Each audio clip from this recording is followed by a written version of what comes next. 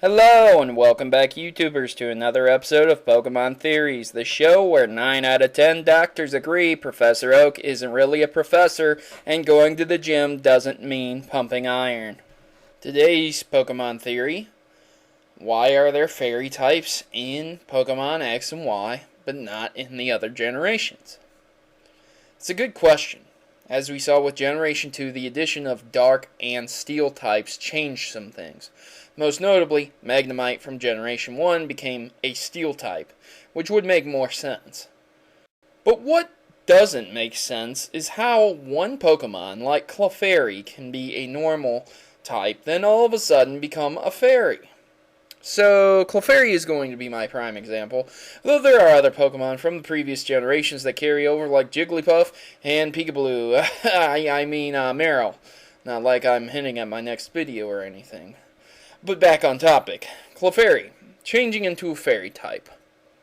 It even went so far as to make it a full fairy type, dropping its normal type completely. So, what kind of Pokemon is Clefairy classified as? Let's consult Dexter.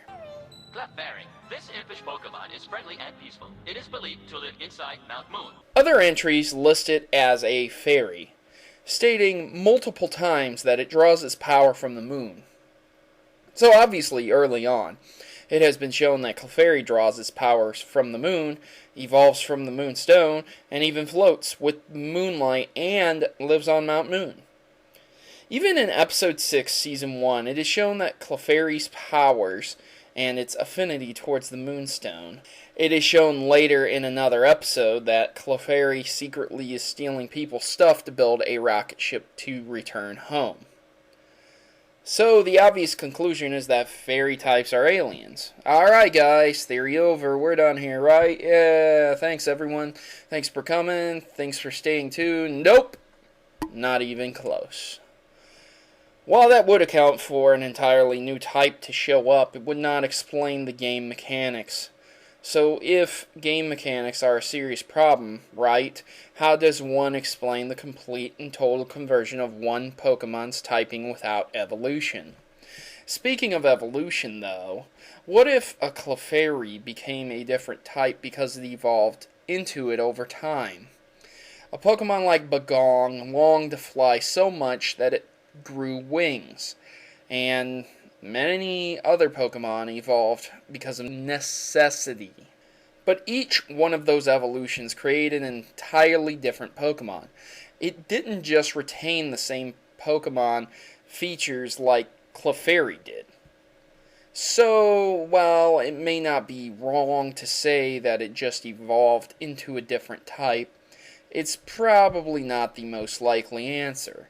After all, fairy types still have weaknesses, and Clefairy didn't evolve to fight dragons. In fact, Clefairies are not even found around an excessive amount of dragons.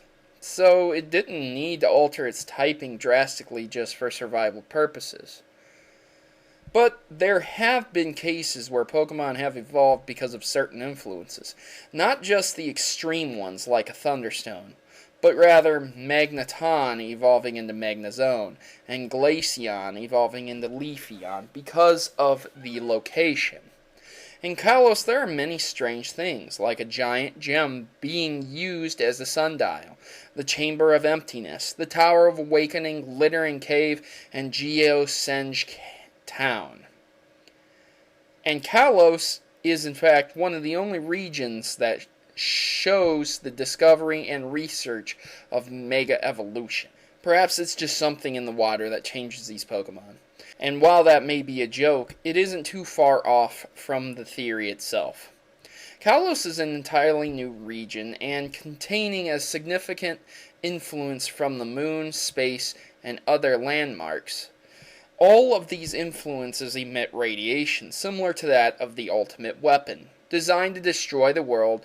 It's possible that the Kalos region itself emits so much concentrated moon radiation with Xeranus and the ultimate weapon and the other landmarks that it caused the mutation of several Pokemon that are not indigenous to the region.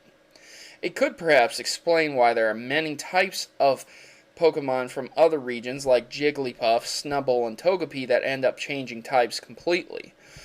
The specific Pokemon that are effective massively are mostly normal types, so it could be that they just absorb too much radiation, unlike other types who retain their original typing, like Marill staying a water type. Without concrete evidence, however, there's not really any way to tell how all these Pokemon magically changed. We can only speculate. But at least our speculations can be closer to being true than false. But hey, that's just a theory. Wait a minute, I already did that joke. Well, here's a silly picture of Giovanni instead. Thanks for watching, and remember to leave a like and a comment. If you have a Pokemon theory that you would like me to discuss, leave it in the comment section below. But please check my Pokemon theory playlist beforehand. I already have almost 60 theories covered. I am Protomario, and I'm signing out, and thanks for watching, and happy gaming. I hope you enjoyed that video, guys. And now, time for a service announcement from the Maverick Army. Tired of the norm? Is it time for a revolution? Join the rebellion and become a Maverick today by subscribing to Protomario.